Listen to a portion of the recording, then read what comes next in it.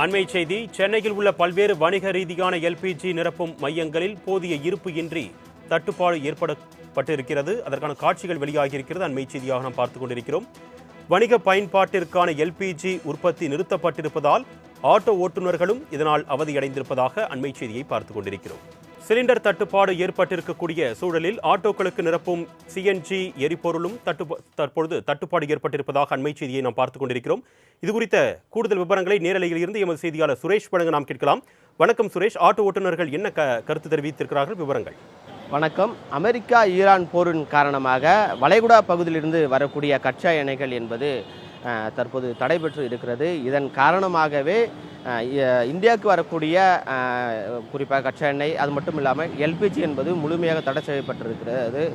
இது மட்டும் இல்லாமல் சென்னை இருக்கக்கூடிய பல இடங்களில் ஆட்டோக்களுக்கு பயன்படுத்தக்கூடிய எல்பிஜி என்பது தற்போது தட்டுப்பாட்டு ஏற்பட்டிருக்கிறது. இதன் காரணமாகவே தற்போது நம்ம சைதாப்பேட்டை இருக்கக்கூடிய எல்பிஜியுடைய நிலையத்தில் நாம் நின்று கொண்டிருக்கிறோம். ஏராளமான ஆட்டோக்கள் இங்கே நின்று கொண்டிருக்கிறார்கள். தட்டுப்பாடு ஏற்பட்டதன் காரணமாக பல ஆட்டோக்கள் தற்போது இங்கு எல்பிஜியை போடுவதற்காக வருகை புரிந்திருக்கிறார்கள். ஏனென்றால் தற்போது இந்த தட்டுப்பாடு வந்திருக்கிறது. நாளைக்கு முழுமையாக அந்த தட்டுப்பாடு வந்தால் எங்களுடைய வாகனங்கள் ஓட்ட முடியாது என்பதற்காக அவருடைய வாகனங்களுக்கான எல்பிஜி போடுவதற்காக கிட்டத்தட்ட ஒரு 50க்கும் மேற்பட்ட 3 சக்கர வாகனம் சொல்லக்கூடிய ஆட்டோக்கள் சாலை முழுவதுமாக நின்று கொண்டிருப்பதை நம்மால் பார்க்க முடிகிறது. ஏனென்றால் இன்னும் இதோடைய தட்டுப்பாடு என்பது இன்னும் வரும் நாட்களில் கூடுதலாகவே அதிகமாகவே நீடிக்கும் என எதிர்பார்க்கப்படுகிறது. இதன் காரணமாகவே தான் ஆட்டோக்கள் என்பது தொடர்ச்சியாகவே வந்து கொண்டே இருக்கிறார்கள். கிட்டத்தட்ட ஒரு 50 ஆட்டோக்களுக்கு மேலாக இந்த நிலையத்தில் தொடர்ச்சியாக வந்து கொண்டிருக்கிறார்கள் நம்ம பார்க்க முடிகிறது. ஏனென்றால் ஒவ்வொரு நபர்களுக்கும் அவருடைய ஆட்டோக்கள் முன்பே நாங்கள் போட்டுக்கொள்ள வேண்டும் என்பதற்காக இங்கே காத்து கொண்டிருக்கிறார்கள். தற்போது ஆட்டோருடைய ஓட்டுநர் நம்முடன் இருக்க நாம் அவரிடம் கேட்போம். சார் வணக்கம் சார். இப்போ தொடர்ச்சியாக எல்பிஜி தட்டுப்பாடுகள் என்பது ஏற்பட்டு இருக்கிறது. இதன் காரணமாக பல ஆட்டோக்கள் வந்திருக்கிறது. இதை எப்படி பார்க்குறீங்க இந்த தட்டுப்பாடை?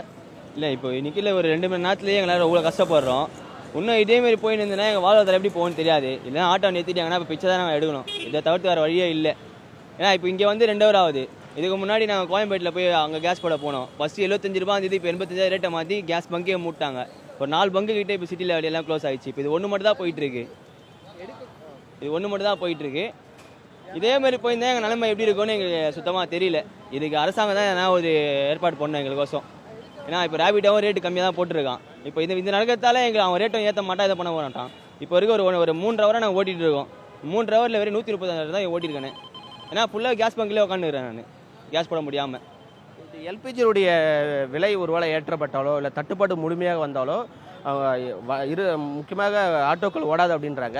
ஒருவேளை அப்படி ஓடினாலும் கூட பயணிகள் அதிகமாக ஆட்டோக்கள் பயணம் பண்ணுவாங்க. அப்போ கூடுதலாக இந்த விலை ஏறுவதற்கான வாய்ப்பு இருக்குமா சார் உங்கள் தரப்புலேருந்து? இல்லை, கண்டிப்பாக நாங்கள் கேட்போம். எக்ஸ்ட்ரா 30 ரூபா கொடுங்க, 20 ரூபா கொடுங்க கேட்போம்.